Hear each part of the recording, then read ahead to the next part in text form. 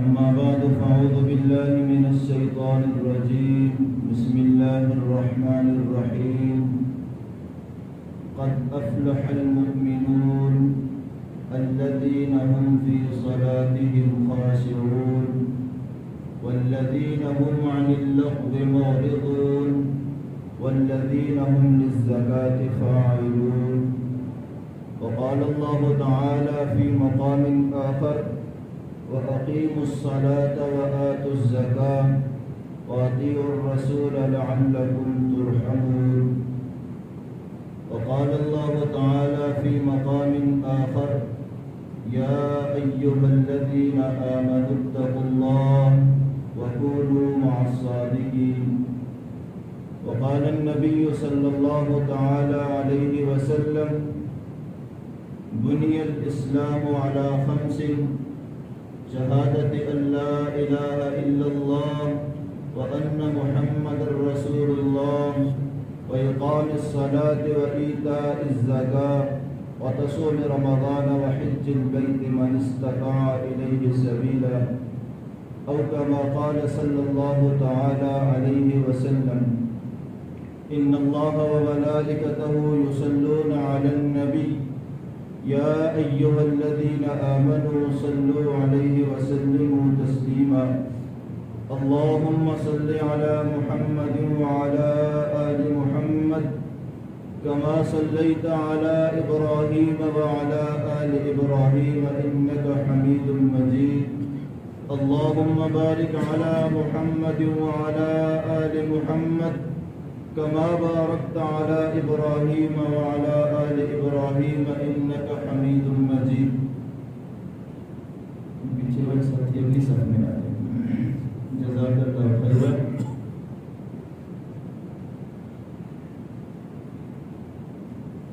اللہ رب العزت کا ہم پر بڑا ہی احسان ہے کہ اللہ رب العزت نے ہمیں اپنے گھر میں اول وقت میں آنے کی توفیق نصیب فرمائی. آپ حضرات کو معلوم ہے آج 2 اپریل 2021 18 شعبان المعظم 1442 ہجری بروز جمعہ کے دن آج ہم یہاں پہ بیٹھے ہیں. اللہ رب العزت ہمارا یہاں پہ آنا چند باتیں سننا یہ قبول فرمائے اور آخرت میں ہماری نجات کا سبب بنا دے. آج 2 اپریل ہے, کل 1 اپریل ہو رہی ہے. آپ حضرات کو معلوم ہوگا کیونکہ آج کل میڈیا کا دور ہے, وہ دور نہیں رہا کہ یہاں سے بات مہینوں بعد دوسرے گاؤں میں پہنچتی تھی. آج پوری کی پوری دنیا گلوبل ولیج بنی ہوئی ہے, ایک گاؤں کی مانند ہے, ایک گاؤں کی مانند ہے. امریکہ میں ایک بات ہوئی چند سیکنڈ میں آپ کے پاس پہنچے, یہاں پہ ایک بات ہوئی چند سیکنڈ میں دوسرے شہر میں, دوسرے گاؤں, دوسرے ملک میں پہنچ گئی. تو کل کا جو دن گزرا ہے اس کو کہا جاتا ہے فول ڈے. فول ڈے, فول کہتے ہیں دوسرے کو بیوقوف بنانا, دوسرے کو بیوقوف بنانا. ہم جب چھوٹے ہوا کرتے تھے تو کہا جاتا تھا کہ کوڑا کیا ہے.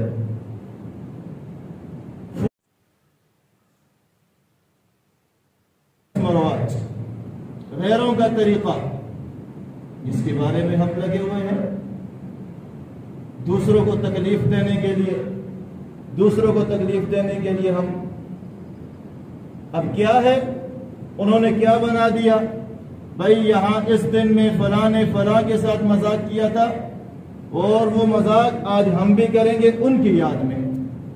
کیوں کریں گے ہم کیوں جھوٹ بولیں گے جب اللہ رب العزت نے ہمیں کہہ دیا یا ایھا الذین آمنوا اتقوا اللہ, اے ایمان والو اللہ سے ڈرو, وکونوا مع الصادقین, تمہارا اٹھنا, تمہارا بیٹھنا, تمہارا چلنا, تمہارا پھرنا, تمہارا رسم و رواج, تمہارا رہن سہن کونوا مع الصادقین, سچوں کے ساتھ ہونا چاہیے. اور ہمیں اللہ رب العزت نے وہ رسول عطا فرمایا, وہ نبی عطا فرمایا کہ جس کے بارے میں نبوت سے پہلے ہی لوگ کہہ رہے تھے کہ یہ صادق ہے, یہ امین ہے. اپنے بھی غیر بھی، آپ کو ماننے والے بھی آپ کو نہ ماننے والے بھی اس بات کے اندر آپ کی تردید نہیں کر سکتے تھے کہ آپ نے کبھی جھوٹ بولا ہو۔ نبی علیہ السلام نے سب کو پہلے خطبہ کے لیے جب کوئی صفا پہ جمع کیا تو آپ نے اپنا جو کردار تھا وہ سامنے پیش فرمایا لبثت فیکم عمرا هل وجدتمونی صادقا او کاذبا، مکہ والو آج میں نے آپ کو یہاں پہ بلایا ہے، میں نے اپنی زندگی آپ کے ساتھ گزاری ہے، میرا بچپن آپ کے ساتھ ہے، جوانی آپ کے ساتھ ہے، آج 40 سال کا عرصہ آپ کے ساتھ گزر چکا ہے، آپ بتاؤ کہ هل وجدتمونی صادقا او کاذبا، آپ نے کسی معاملے میں مجھے سچا پایا ہے یا جھوٹا پایا ہے؟ کوئی شک ہے؟ مکہ والوں نے جواب میں کہا جربناکا غیر مرۃ، ایک مرتبہ نہیں، 2 مرتبہ نہیں، 3 مرتبہ نہیں، ہم نے 40 سال تک آپ کو آزمایا ہے، 40 سال تک آپ کو آزمایا ہے۔ جربناکا غیر مرہ ما وجدنا فیک الا صدقا، ہم نے آپ کو سراپا صداقت ہی پایا ہے۔ حدیث کی کتابوں میں یہاں تک آیا ہے۔ نبی علیہ السلام نے پوچھا کہ میں اگر کہوں کہ یہاں پیچھے ایک جانور ابھی آپ پہ حملہ کرنے والا ہے پہاڑ کی دوسری جانب سے، تو انہوں نے کہا کہ اگر آپ کہیں تو ہم اس کو ماننے کے لیے تیار ہیں۔ ٹھیک ہے، بعد میں ضد کی وجہ سے، اپنے معبودوں کی، اپنے بتوں کی محبت کی وجہ سے انکار کر دیا، لیکن آپ کی سچائی میں، آپ کی صداقت میں کسی کو کوئی شک نہیں ہوا۔ وہ بات کہ جس کو ذہن مانتا ہی نہیں تھا، جب نبی علیہ السلام نے اپنی زبان سے وہ بات فرمائی، صدیق اکبر رضی اللہ تعالی عنہ نے اس کا بھی اقرار کر دیا۔ نبی علیہ السلام معراج سے واپس آئے، آپ نے مکہ والوں کو بتایا کہ میں نے رات کے بہت ہی کم حصے میں اتنی سیر کی، واپس آیا، یہ انعامات لے کر اپنی امت کے لیے آیا۔ رات کو بات چل رہی ہے، صبح ہوئی ہے، ابو جہل راستے سے گزر رہا ہے، آگے حضرت سیدنا صدیق اکبر رضی اللہ تعالی عنہ، آپ بھی کہیں رضی اللہ تعالی عنہ، راستے میں ملے۔ ہاں صدیق، آپ کے دوست کیا کہہ رہے ہیں؟ کیا کہہ رہے ہیں؟ آپ کے دوست کہتے ہیں کہ میں رات کے مختصر حصے میں بیت اللہ سے بیت المقدس کیا، وہاں سے 7واں آسمان، عرش معلیٰ، جنت کی سیر کی، جہنم کے نظارے کیے، واپس آ گیا، رات کے مختصر حصے میں اتنا کام کر دیا۔ تو کہا کیا نبی علیہ السلام نے فرمایا ہے؟ کہا فرمایا ہے۔ کہا وہ سچ کہہ رہے ہیں، یہ تو کچھ ہے ہی نہیں ہے، اس سے بڑی بات کی جب ہم نبی علیہ السلام کی تصدیق کر رہے ہیں تو یہاں پہ کیوں تصدیق نہ کرے؟ کہا وہ بات کیا ہے؟ کہا نبی علیہ السلام نے فرمایا جنت ہے، ہم نے مان لیا۔ نبی علیہ السلام نے فرمایا جہنم ہے، ہم نے مان لیا۔ نبی علیہ السلام نے فرمایا قبر کا عذاب ہے، ہم نے مان لیا۔ نبی علیہ السلام نے فرمایا حساب ہوگا، ہم نے مان لیا۔ جب یہ ساری باتوں کو مان رہے ہیں تو یہ بات کیوں نہیں مان سکتے؟ تو ہمیں حکم ہوا کونوا مع الصادقین، نبی علیہ السلام کی اتباع کریں، صحابہ کرام کی اتباع کریں، اولیاء کی اتباع کریں، صدیقین کی اتباع کریں۔ ان کا ہمیں حکم ہوا ہے، یہ پھول ڈے ہو یا کچھ بھی ہو، اس کا ہمیں اتباع کا حکم ہو۔ ہم نے اپنے راستے چھوڑ دیے، اپنے طریقے چھوڑ دیے، تو کوئی کہاں سے ہمیں شکار کر رہا ہے؟ کوئی کہاں سے ہمیں شکار کر رہا ہے؟ اور کس کس بہانے کے ساتھ کر رہا ہے؟ اس کے لیے وہ غیر، بعد میں وہ مجرم ہیں، پہلے مجرم ہم خود ہیں، کیونکہ ہم نے اپنے دین کو، اپنے مذہب کو، اپنے اسلام کو سیکھا ہی نہیں ہے۔ باقی سارے کام ہمیں آتے ہیں، نہیں آتا تو ہمیں اسلام نہیں آتا۔ فرمایا ان الصدق ینجی والکذب یہلک، سچائی یہ نجات دلانے والی ہے اور جھوٹ یہ ہلاک کرنے والا ہے۔ ان الصدق بر والبر یہدی الی الجنہ، سچائی ایک نیکی ہے اور نیکی جو راستہ دکھاتی ہے جنت کا راستہ دکھاتی ہے۔ وَإِنَّ الْكِذْبَ فُجُورٌ وَالْفُجُورُ يَهْدِي إِلَى النَّارِ، اور جھوٹ یہ گناہ ہے، جھوٹ گناہ ہے اور یہ گناہ جہنم کا راستہ دکھاتا ہے۔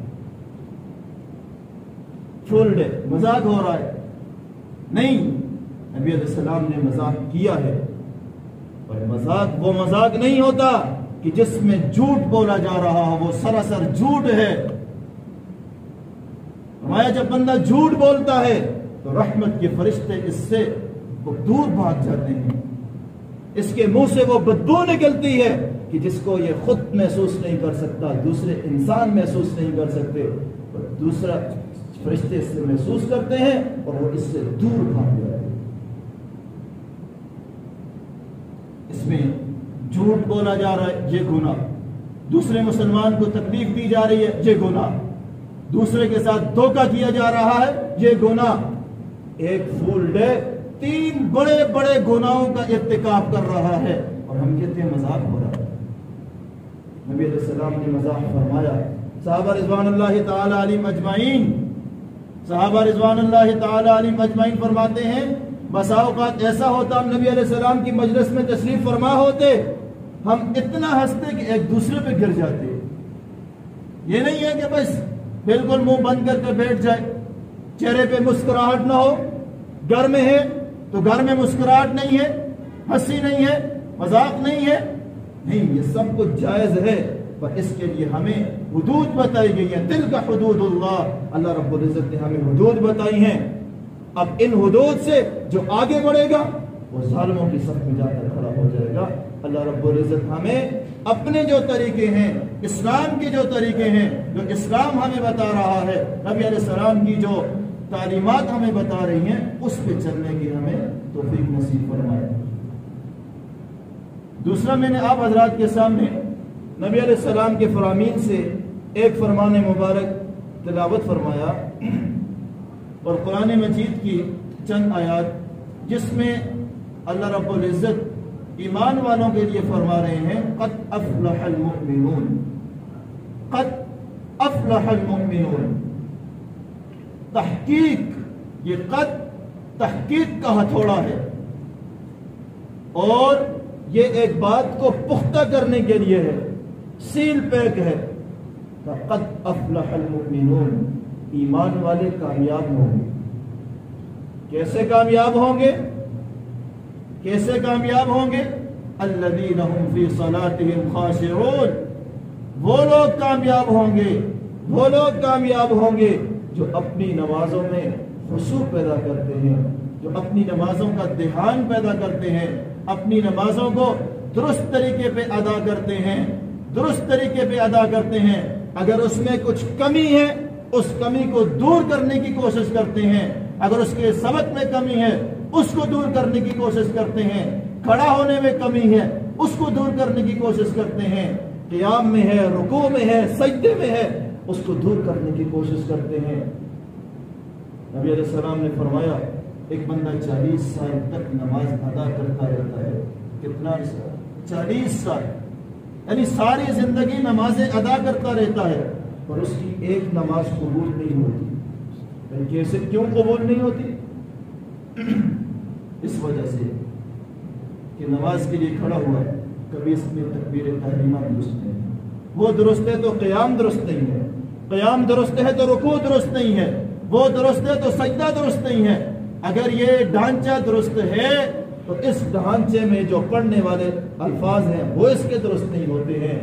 یا ایسا ہوتا ہے ادا تو کر لیتا ہے، اسباق بھی درست ہیں، ڈھانچہ بھی درست ہے، اور اس میں کوئی ایسی غلطی کر لیتا ہے جس کی وجہ سے نماز فاسد ہو جاتی ہے اور اس کو علم تک نہیں ہوتا ہے۔ جیسے ہم دوسری چیزیں جانتے ہیں تو اتنا علم کہ ہماری نماز درست ہو جائے، یہ طلب العلم کے اندر آتی ہے، اور یہ ہر ایک پہ لازم ہے، ہر ایک پہ لازم ہے، طلب العلم ہے، فریضۃ علی کل مسلم۔ ہم کہتے ہیں کہ بھئی اتنا علم حاصل کیا جائے کہ جس میں حلال حرام، تو کیا یہ نماز میں غلطی کر رہا ہے، یہ حلال حرام میں نہیں آ رہا؟ نماز ایک فرض ہے، ایک فرض ہے، تو اس فرض کا علم حاصل کرنا یہ بھی فرض ہوگا۔ تو اپنی نمازوں میں خشوع پیدا کرنا، वल्लज़ीन हुम अनिल लग़्वी मुरिज़ून, वल्लज़ीन दूसरे नंबर पे वो लोग जो लव कामों से एराज करने वाले हैं। वो लव बात हो या लव काम हो, उससे कबल मौलाना साहब बयान कर रहे थे। तो जबान के जरिए से जो लव काम कर रहा है, जो लव बातें निकाल रहा है, उनसे भी एराज किया जाए। और अगर कोई ऐसा काम कर रहा है कि जो लव है, उससे भी एराज किया जाए। अब लव क्या होता है? लव क्या होता है? लव हर वो फेल, हर वो बात कि जिसका ना दुनिया का कोई फायदा हो ना आखिरत का कोई फायदा हो, ये लव में आ जाता है, ये लफ्ज़ियात में आ जाता है। ऐसा काम मिसाल के तौर पे एक बंदे ने सब्जी की रेहड़ी लगाई है, अब वो आवाजें दे रहा है आलू आलू आलू आलू फला इतने रुपए किलो, ये लव काम नहीं कर रहा है। इसमें उसकी दुनिया का फायदा है, कोई काम कर रहा है जिससे उसकी दुनिया का फायदा है, ये दुरुस्त कर रहा है।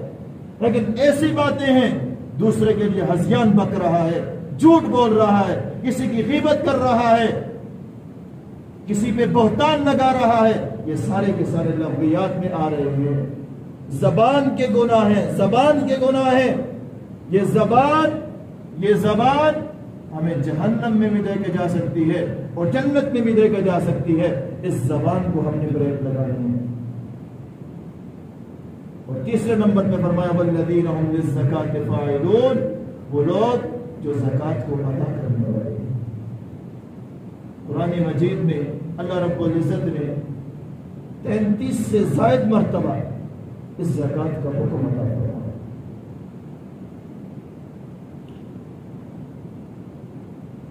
दीन इस्लाम के अरकान में से तीसरा बड़ा रुकन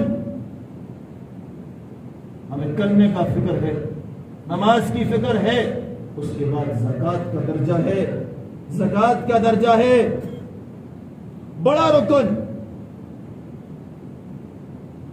और अल्हम्दुलिल्लाह तुम्मा अल्हम्दुलिल्लाह मुसलमानों की एक कसीर तादाद इसको अदा भी कर रही है, अल्हम्दुलिल्लाह अदा कर रही है। पर ये इस अंदाज पे हो जाए जिस तरीके पे शरीयत हमसे तकादा कर रही है, जिस तरीके पे शरीयत हमसे मुतालबा कर रही है, उस सूरत में तो ये रुकन अदा होगा। अगर उसमें जरा बराबर भी कमी हो रही है तो ये रुकन अदा नहीं होगा। ज़कात क्या है? ज़कात का लुग़वी माना है पाक करना, लुग़वी माना है तहारत, पाक करना। तो जब बंदा माल से ज़कात को अदा करता है, ज़कात को अदा करता है, तो इसकी वजह से बाकी जो माल है वो सारा का सारा माल पाक हो जाता है। 2.5% 100 में से इसने 2.5 रुपए दिए, 97.5 रुपए जो इसके पास बच के है, ये सारा का सारा पाक हो चुका है। बाज़ उलमा ने फरमाया कि ये ज़कात को ज़कात इस वजह से कहते हैं कि जब बंदा अपने माल से ज़कात अदा करता है, अल्लाह रब्बुल इज़्ज़त इस शख्स को गुनाहों से पाक फरमा देते हैं। कितनी अल्लाह रब्बुल इज़्ज़त की मेहरबानियां हैं, कैसा करम है उस करीम ज़ात का। ये हाथ मेरे नहीं है, ये पाँव मेरे नहीं हैं, ये जिस्म के आज़ा मेरे नहीं हैं, ये उस अल्लाह रब्बुल इज़्ज़त की अता किए हुए हैं। इससे जो हमने कमाई की वो कमाई भी हमारी नहीं है, अल्लाह रब्बुल इज़्ज़त की अता की हुई है। अल्लाह रब्बुल इज़्ज़त फरमाते हैं व मिम्मा रज़क़नाहुम, जो हमने दिया है उसमें से आप थोड़ा सा खर्च करें। व मिम्मा रज़क़नाहुम, ये मिम्मा असल में मिनमा है, और हम जानते हैं मिम्मा असल में मिनमा है। मतलब यह है कि माँ, वो जो आपके पास सारा का सारा माल है उसमें से थोड़ा सा आपने अल्लाह के नाम पे देना है। फिर क्या होगा? इस देने की वजह से आपका बाकी माल पाक हो जाएगा और इसके बदले में अल्लाह रब्बुल इज़्ज़त आपको दुनिया में भी डबल करके देंगे, आखिरत के अंदर भी दर्जात अता फरमाएंगे। कैसी करीम ज़ात अल्लाह रब्बुल इज़्ज़त। मन ज़ल्लज़ी युक़रिज़ुल्लाह क़र्ज़न हसना, कौन है जो अल्लाह रब्बुल इज़्ज़त को कर्ज़ हसना अता फरमाए? कौन है?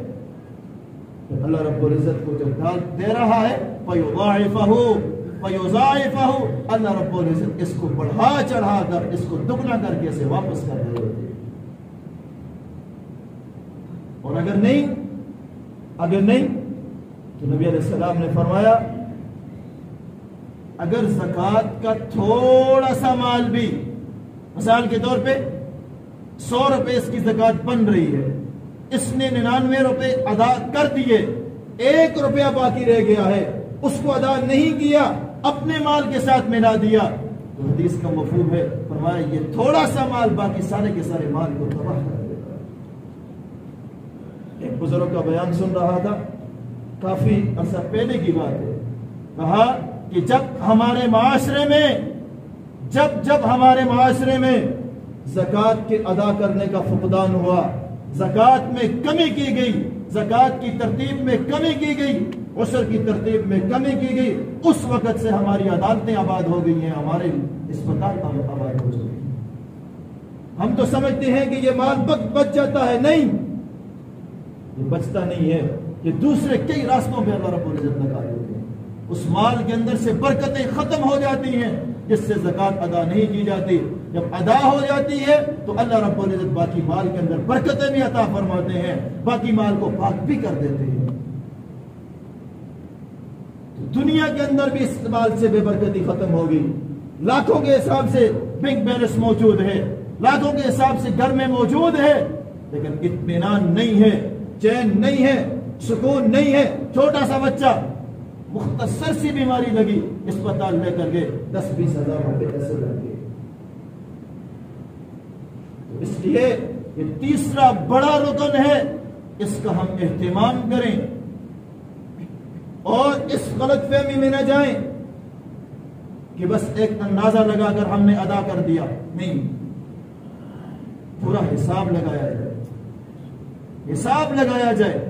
اب زکوٰۃ کون دے گا؟ زکوٰۃ دینے کے لیے پہلی بات یہ ہے کہ وہ شخص مسلمان ہو، کیا ہو؟ مسلمان ہو، کافر کے اوپر زکوٰۃ نہیں ہے۔ دوسرے نمبر پہ فرمایا کہ وہ عاقل ہو، پاگل کے اوپر نہیں ہے، مجنون ہے، اس کے پاس اگر مال ہے بھی، وہ نصاب سے بڑھ بھی رہا ہے تو تب بھی اس کے اوپر نہیں ہے۔ پھر یہ بالغ ہو کیونکہ شریعت کا حکم ہے، جب شریعت کا حکم ہے تو یہ بچوں پہ نافذ نہیں ہوتا، بالغ ہونا بھی اس کے لیے ضروری ہے۔ پھر فرمایا کہ یہ صاحب نصاب بھی ہو، صاحب نصاب بھی ہو، صاحب نصاب کی بات کر رہا ہوں۔ اور پھر فرمایا کہ اس کے پاس جو مال ہے، اس مال کے اوپر 1 سال کا عرصہ گزر گیا ہو، 1 سال کا عرصہ گزر گیا ہو۔ ہمارے ہاں معاشرے میں اکثر یہ ہوتا ہے، ہم کہتے ہیں کہ بس زکوٰۃ رمضان ہی میں ادا کریں گے، اس میں رمضان کی ترتیب نہیں ہوتی۔ اس میں شریعت کا حکم ہمارے لیے یہ ہے کہ جس تاریخ کو یہ بندہ صاحب نصاب بنا تھا، جس تاریخ کو چاند کے اعتبار سے، وہ 1 محرم ہو، 10 محرم ہو، 20 ربیع الاول ہو، 10 شعبان ہو، 3 رمضان ہو، جس دن بھی یہ پہلی مرتبہ صاحب نصاب بنا تھا، اس دن سے اس کا یہ بات شروع ہو جائے گی، سال شروع ہو جائے گا۔ پھر اس تاریخ میں آگے آنے والی، اگر 1 شعبان کو ہوا تو پھر 1 شعبان کو اس کا 1 سال پورا ہو جائے گا، 1 شعبان کو اس کا 1 سال پورا ہو جائے گا۔ اب 1 شعبان جو آنے والا ہے، اس دن اس کے لیے زکوٰۃ کا ادا کرنا کیا ہوگا؟ ضروری ہوگا۔ اب جب اس سے تاخیر کر رہا ہے تو اس تاخیر کی وجہ سے یہ زکوٰۃ کا جو فرض ہے، زکوٰۃ کا جو حکم ہے، اس حکم میں یہ تاخیر کرنے والا ہوگا۔ بات سمجھ گئی؟ پھر صاحب نصاب ہو، صاحب نصاب یہ ہے کہ اس کے پاس یا تو سونے کا نصاب ہو یا چاندی کا نصاب ہو۔ سونے کا نصاب 7.5 تولے سونے کی قیمت، 7.5 تولہ سونا اس کے پاس ہو یا 52.5 تولہ چاندی اس کے پاس ہو، ٹھیک ہے؟ یا اگر اس کے پاس سونا نہیں ہے، چاندی نہیں ہے، پھر اس کے پاس یا تو یہ ہے کہ نقدی ہو، پیسے نقدوں میں موجود ہوں، اور یہ نقدی 52.5 تولہ چاندی کی قیمت کے برابر ہو، 52.5 تولہ چاندی کی قیمت کے برابر ہو، کیونکہ سونا جو ہے اس کی قیمت تو زیادہ بنتی ہے، چاندی کی قیمت کم بنتی ہے، تو کم کا نصاب یہ پورا ہو جاتا ہے، تو 52.5 تولہ چاندی اس کی قیمت اس کے پاس موجود ہو۔ اگر یہ بھی نہیں ہے تو اس کے پاس مال تجارت ہو، مال تجارت کے اندر وہ چیزیں آتی ہیں کہ جس کو اس نے تجارت کی غرض سے لیا ہوا ہو، اب تجارت کی غرض سے کیا ہے؟ کسی نے کوئی پلاٹ لے لیا تجارت کی غرض سے، کسی نے کوئی دکان لے لی ہے تجارت کی غرض سے، کسی نے کوئی گاڑی لے لی ہے شو روم میں تجارت کی غرض سے، تو یہ ساری کی ساری چیزیں کس میں آ جائیں گی؟ تجارت میں آ جائیں گی، ٹھیک ہے۔ اب اس کے مال میں وہ چیزیں جو چیزیں اس کی ضرورت کی ہیں وہ شامل نہیں ہوں گی، اس کی ضرورت کے کپڑے ہیں یہ شامل نہیں ہے، اس کی ضرورت کی گاڑی ہے وہ اس میں شامل نہیں ہے، اس کی ضرورت کے گھر کا سامان ہے وہ اس میں شامل نہیں ہے، اس کی ضرورت کا گھر ہے وہ اس میں شامل نہیں ہے، جو چیزیں ضرورت کی ہیں وہ اس میں شامل نہیں ہیں، ہاں جو چیزیں ضرورت سے زیادہ ہیں وہ اس میں شامل ہوں گی۔ پھر ہر بندے کی ضرورت جدا جدا ہوتی ہے، ہر بندے کی ضرورت جدا جدا ہوتی ہے، ٹھیک ہے۔ اب ایک بندے کی ضرورت اگر سواری میں ہے تو ایک بندے کی ضرورت ہے گھوڑا، وہ گھوڑا رکھے گا اس کی ضرورت میں آئے گی، ایک بندے کی ضرورت آلٹو ہے وہ اس کی ضرورت میں آ جائے گی، ایک بندے کی ضرورت اس سے آگے ہے، تو یہ ہر بندے کی جو ضرورت ہے وہ اس کے اعتبار سے ہوگی، پر جو بھی چیزیں اس کی ضرورت کی ہیں وہ اس میں شامل ہے۔ یہاں تک بات سمجھ میں؟ سونا اور جو چاندی ہے، سونا اور چاندی اس میں ضرورت کی بات نہیں ہے، وہ جس شکل میں بھی ہو، کسی کے پاس سونے کے سکے ہوں، سونے کی ڈلی ہو، سونے کا زیور ہو، جس شکل میں بھی یہ چیزیں ہو سونا اور چاندی، اس کے اوپر زکوٰۃ ہوگی۔ اب اگر کسی کے پاس 1 تولہ سونا ہے، 3 تولے چاندی ہے، 5,000 روپے نقدی میں ہے، ایک دکان ہے، اگر آپ ایک دکان کو الگ کر دیں زکوٰۃ نہیں ہوتی، چاندی تھوڑی سی ہے 3 تولے 5 تولے الگ کر دیں زکوٰۃ نہیں بنتی، اس میں نصاب نہیں بنتا، 2 تولے سونا ہے سونے کے حساب سے اس کے اوپر نہیں بنتا، لیکن ایک بندے کے پاس جب یہ ساری چیزیں موجود ہیں، 1 تولہ سونا ہے 7 کچھ چاندی ہے، ان دونوں کو ملایا گیا تو اب اس کے پاس اس کے اوپر بھی زکوٰۃ بن جاتی ہے۔ تھوڑا سا سونا ہے، تھوڑی سی چاندی ہے، نقدی تھوڑی سی موجود ہے، تو تب بھی اس کے اوپر کیا ہوگی؟ زکوٰۃ ادا کرنی لازمی ہوگی۔ پھر زکوٰۃ کے ادا کرنے کے اعتبار سے، زکوٰۃ کے ادا کرنے کے اعتبار سے جس بندے پہ فرض ہے، فرض عین ہے، یہ جس طریقے سے نماز یہ فرض عین ہے، ایسے ہی زکوٰۃ بھی فرض عین ہے، جس کے اوپر فرض ہے وہی اس کو ادا کرے گا، وہی اس کو کیا کرے گا؟ ادا کرے گا۔ مثال کے طور پہ والد صاحب ہیں، ان کا اپنا کاروبار، بیٹا ہے ان کا اپنا کاروبار، بیٹے کا جو کاروبار ہے یہ سارا کا سارا بیٹے کی ملکیت میں ہے، باپ کا جو کاروبار ہے وہ سارا کا سارا اس کی ملکیت میں ہے۔ جب دونوں کی ملکیتیں جدا جدا ہیں تو اب یہاں پہ زکوٰۃ بھی یہ جدا جدا ادا کریں گے۔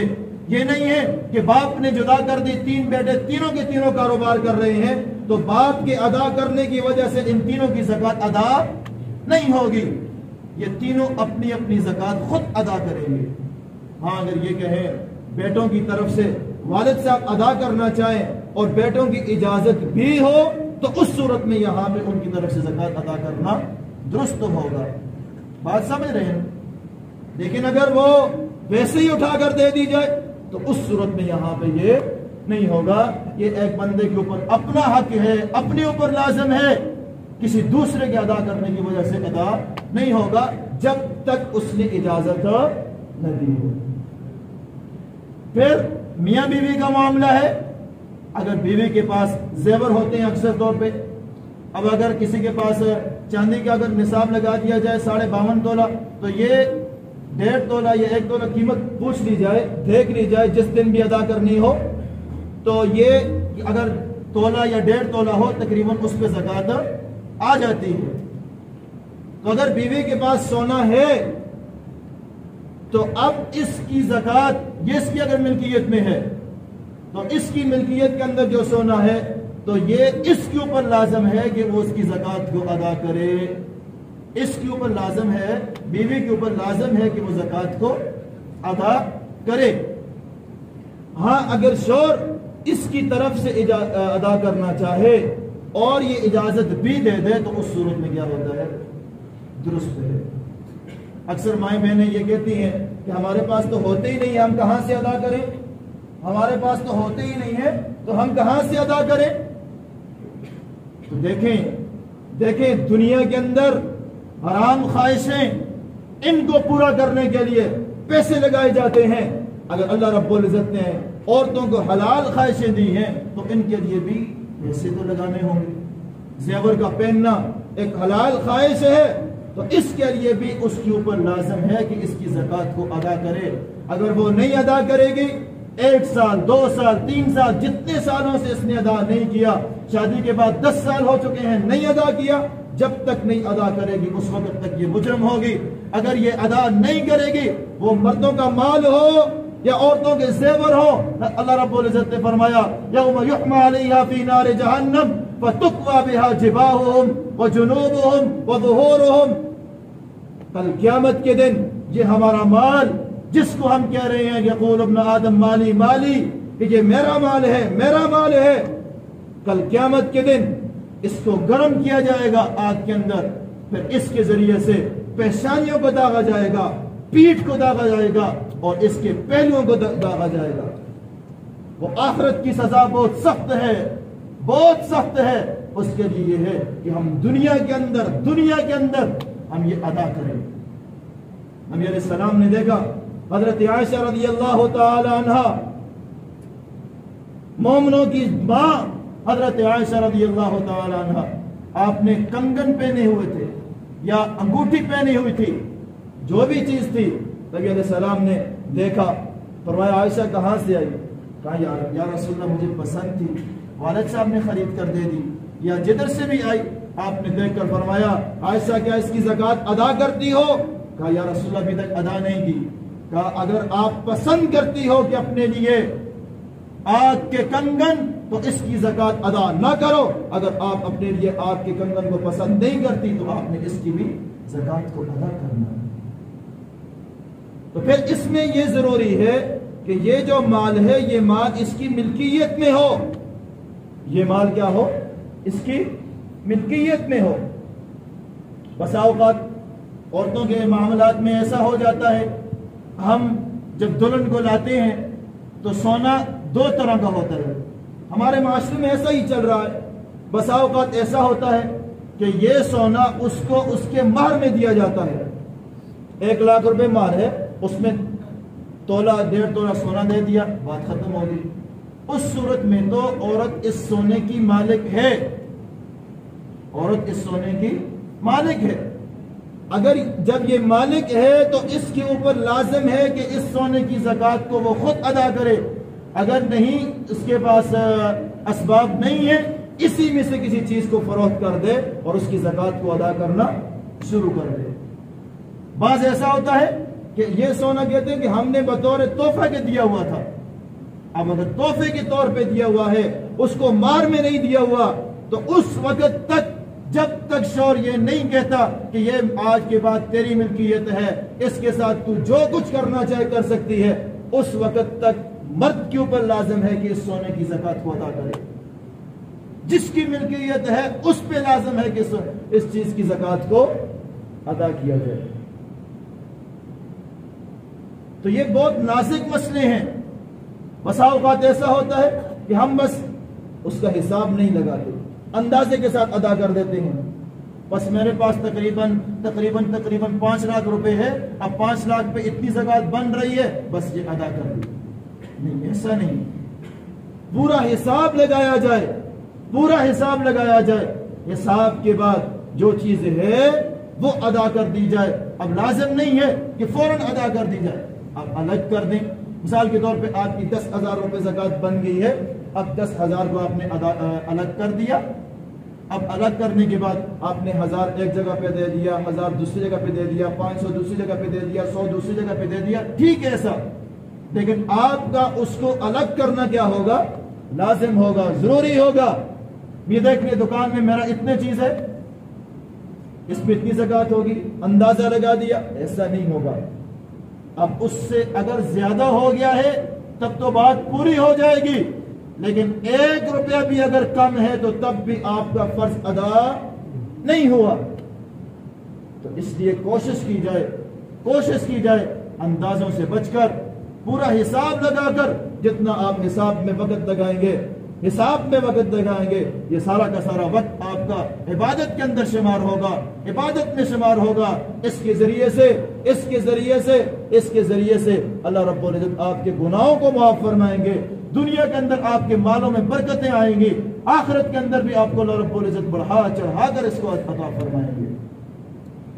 اس طریقے سے اگر ہم زکوٰۃ کا حساب لگاتے ہیں, ایسے ہی یہ جو عشر آتا ہے, گندم ہوتی ہے, مکئی ہوتی ہے, اور جو چیز ہم اگاتے ہیں, ان چیزوں میں سے بھی ہم کیا کریں, عشر کو ادا کریں, تو اللہ رب العزت ہمیں پھر برکتیں عطا فرمائیں گے. آج دیکھ لیں ہمارے پاس جو کھیتیاں ہیں, انہی کھیتیوں سے ہمارے آبا و اجداد کتنی مکئی اگایا کرتے تھے, اتنی مکئی کہ جو سالوں کے حساب سے ہمارے لیے کافی ہو جاتی. آج بھی وہی زمین ہے, وہی دانہ ہے, وہی انسان محنت کر رہے ہیں, ہو سکتا ہے پہلے سے زیادہ محنت کر رہے ہوں, اور اس سے نہیں اگتی. کیوں؟ کیونکہ یہاں پہ وہ برکتیں اللہ رب العزت نے چھین لی ہیں. جب ہم نے اللہ رب العزت کے جو حصہ تھا اس کو مارنا شروع کر دیا ہے, تو اللہ رب العزت نے برکتیں کو بھی اٹھا دیا. اس لیے کوشش کریں کہ ہماری طرف سے فرض سے بڑھ کر ہم ادا کریں, لیکن جو فرض کا ہے اس کا ایک دانہ بھی ہم نہ روکیں, اس کا 1 روپیہ تو کیا 1 پیسہ بھی ہم نہ روکیں.